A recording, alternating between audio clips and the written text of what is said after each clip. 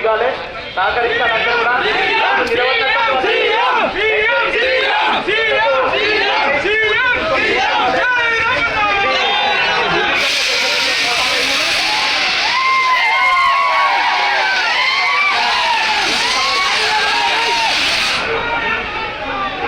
మెట్రోలో ఉన్నటువంటి మిగతా వాళ్ళు ఎమ్మెల్యేలు ఇన్ఛార్జీలు కాకుండా మిగిలిన వాళ్ళు ఎవరున్నా కానీ ఫస్ట్ దయచేసి ఇవ్వాల్సిందిగా అదేవిధంగా ఇప్పుడు కేటీ రామారావు గారు అదేవిధంగా సరితా ఇంద్రారెడ్డి మేడం గారు ఆర్ఎస్ ప్రవీణ్ కుమార్ గారు ఫస్ట్ కూడా విచ్చేస్తున్నారు కాబట్టి దయచేసి అందరూ కూడా సహకరించాలి ముందు వరుసని కాల్ చేయాల్సిందిగా కోరుతున్నాం ఎవరైతే ఎమ్మెల్యేలు మాజీ ఎమ్మెల్యేలు కార్పొరేషన్ చైర్మన్లు ఎవరి మీద ఎక్కువ కేసులు అయితాయో వాళ్ళే పెద్ద లీడర్లు అయితే నేను ముందే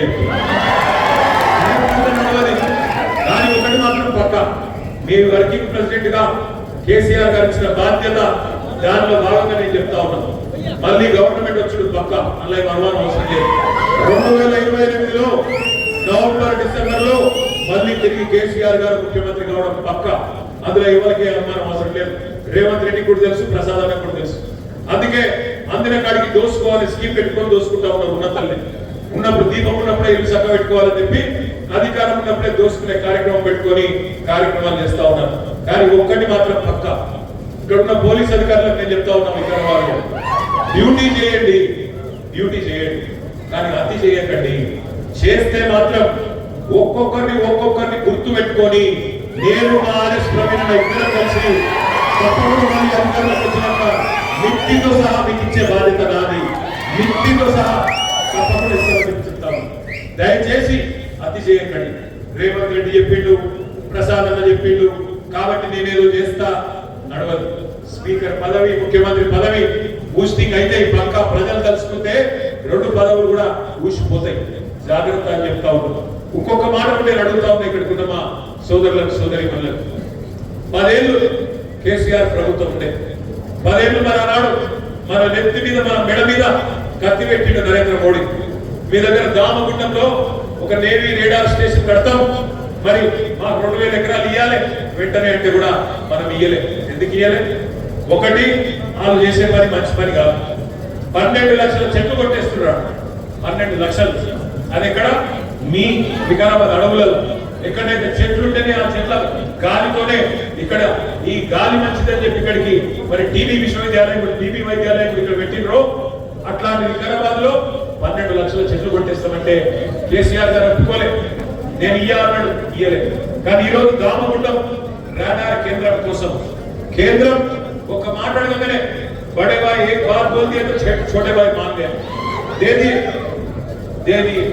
దేనికి బాత్ క్యా హువా ఒక్క మాట అనగానే రేవంత్ రెడ్డికి మోడీ అంటే భయం ఎందుకు భయం మీకు ఎరిగే ఎవరు గట్టిగా ఆయన తీసుకుపోయి లోపలిస్తాడు బెయిల్ మీద ఉన్నాడు బెయిల్ క్యాన్సిల్ అవుతుంది భయం ఆయన భయం పుసుకున్న మొత్తం 2000 ఎకరాలు అప్పచెప్పి 2900 ఎకరాలు అలా లక్షల చెట్లు కొట్టేస్తున్నారు ఇక్కడి పర్యావరణ ప్రేమికులు ఇక్కడ ఉండే స్థానిక నాయకులు మరి వాళ్ళంతా కూడా కొట్లాడుతూ ఉన్నారు చెప్తా ఉన్నారు అయ్యా ఇది మంచి పని కాదు భవిష్యత్ తరాలకు నష్టమవుతుందంటే వినిపించుకుంటూ లేడు మూసీ ప్రక్షాళన చేస్తారట మూసీని బాగు చేస్తా అంటాడు మూసీ పుట్టిన కాడ మూసీ జన్మస్థలంలో 12 లక్షల చెట్లు కొట్టేస్తాడు ఎవడన్నా తెలివి ఉన్నాడు భవిష్యత్ తరాల మీద ఆలోచన ఉన్నాడు చేసే పనైనా ఆలోచించండి నది పుట్టిన కాడ మూసీని ఇక్కడ సంపేసి కిందికి పోయి సుందరీకరిస్తా అంటే అది కమిషన్ల కోసం మాత్రమే అన్న విషయం మనకు తెలియదా ఆలోచించండి ఇంకొక మాట నేను అంటావు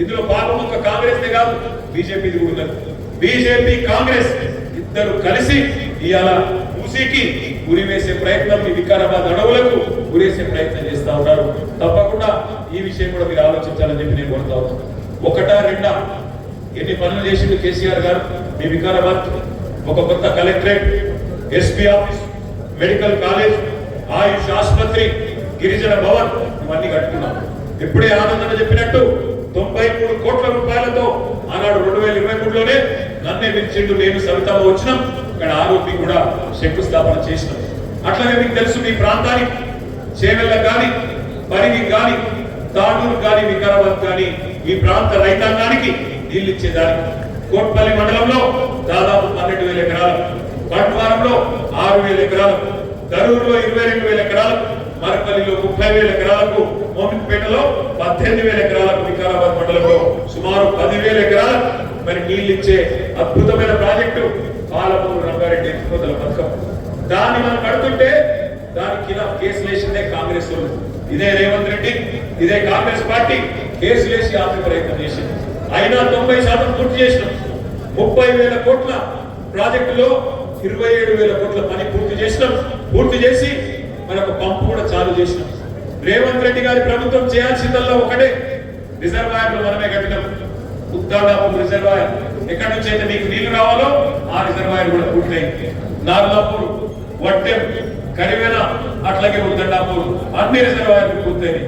అక్కడ పంపులన్నీ చాలైతే ఉద్దండాపూర్ నీళ్లు వస్తే ఉద్దండాపూర్ నుంచి కాలువల ద్వారా రంగారెడ్డి జిల్లాకు నీళ్లు రావాలి. 2.5 సంవత్సరాలైంది.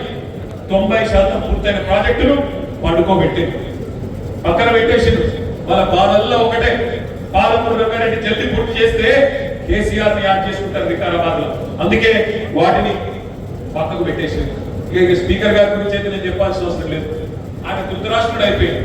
మీ స్పీకర్ గారు దుర్యోధనుడు రేవంత్ రెడ్డి గారు చేసిన దుర్మార్గాలు కనబడతలేవు.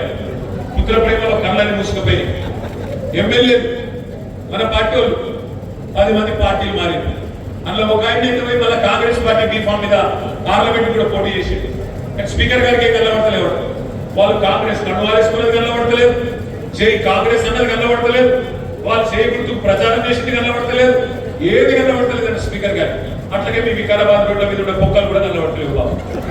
అట్లా అయిపోయింది. అలా ధృతరాష్ట్రుడి పరిస్థితి అయిపోయింది స్పీకర్ గారు.